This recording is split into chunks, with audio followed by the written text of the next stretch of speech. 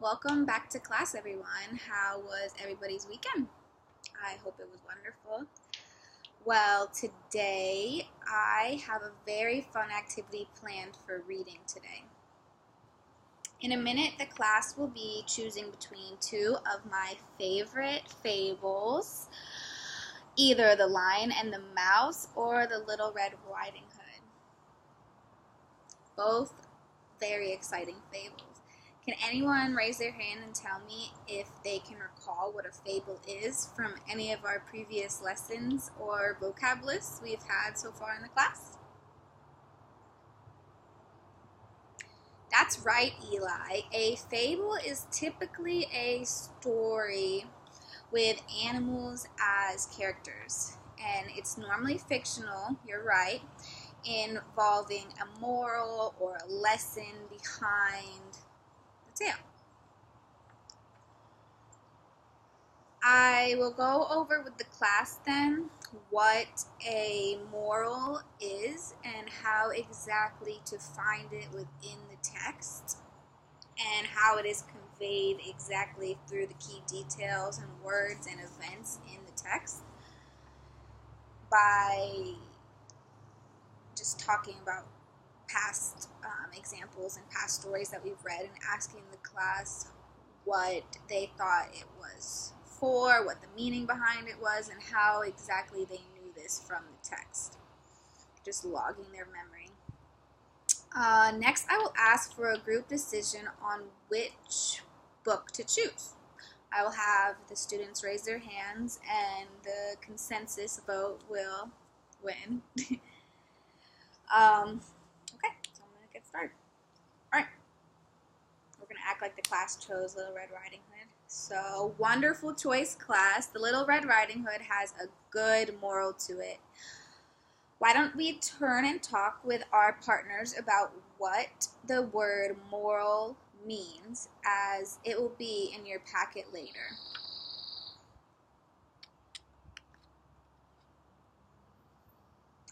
At this point, I'll be walking around and listening. I heard Billy and Tom say the meaning behind the words in the book, which is a wonderful response. I would then turn around and write it on the board. Before I begin the story, can anyone else also give me the definition of what a characteristic is? Thank you for raising your hand, Samantha, and that is correct. A characteristic is a person's traits. I would again write this down.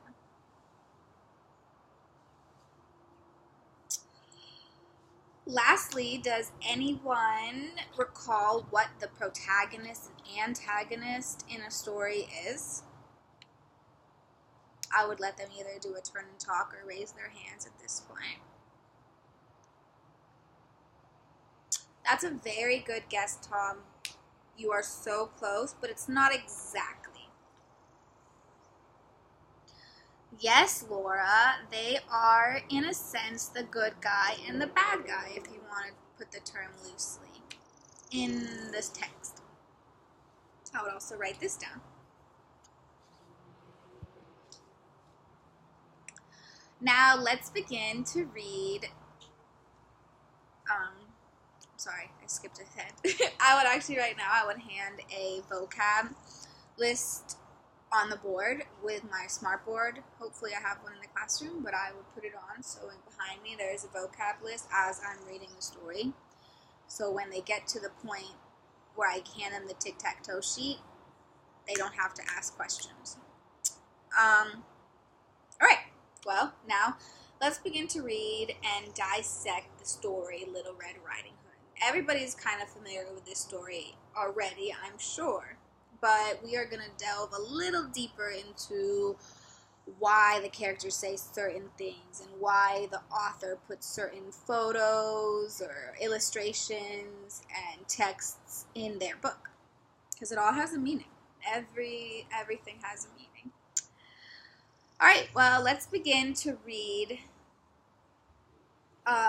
Sorry, please follow along while I read the story. I'll have a book in my hand. and I will go along. I am reading it out loud because some of the kids in my class are not as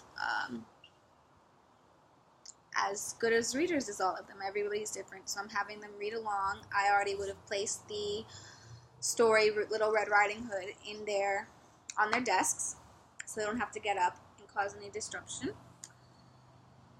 So at this point, I would read the story, and I would follow along with my hand, so the kids that are not as strong readers can hear my voice and follow along with me. So I would probably spend however long doing that.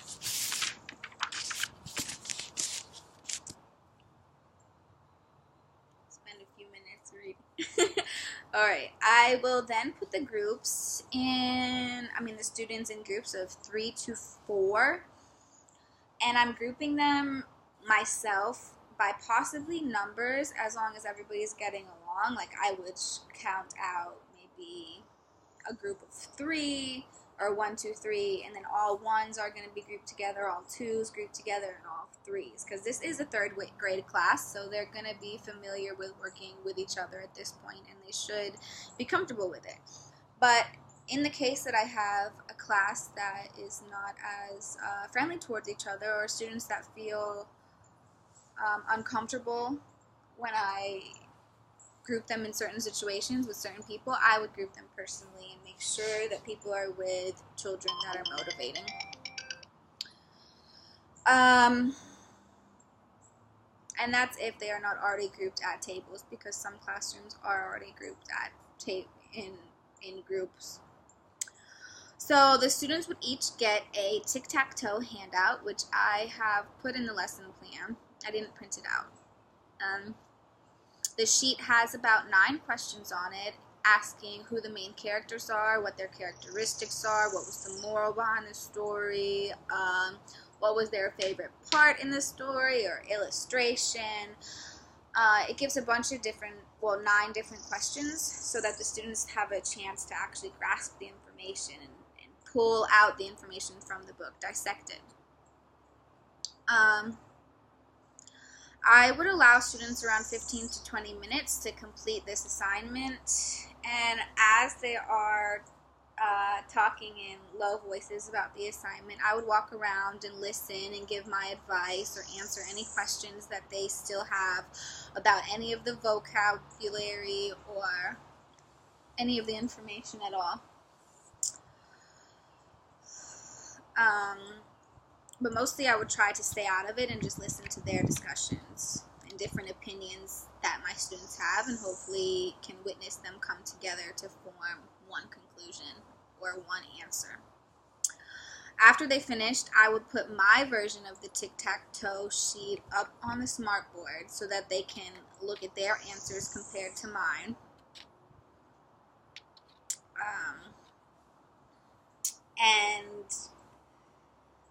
And I would have an open-ended discussion happen. I would ask in groups why they chose this answer, and hopefully they would be able to come up with a certain strong point of reason behind it.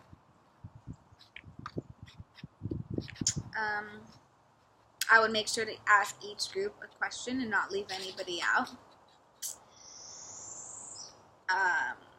And just make sure to focus on the fact that did they get the answer from the text? Did they get it from the visuals? Did they get it from where did they get their ideas from the book? This will probably take another 10 to 15 minutes, and at the end the students will be well informed on what exactly a fable is, know all the vocabulary is, and be able to identify them in other books or TV shows. If I ask the next day, oh, what is your favorite TV show? Teen Titans. And what is the moral behind Teen Titans? Fighting danger. So they'd be able to relate this lesson plan to movies, TV shows, other books. Basically, it's a good thing to have.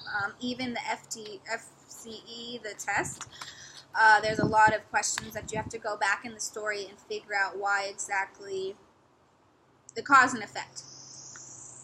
And yeah, that's my lesson plan.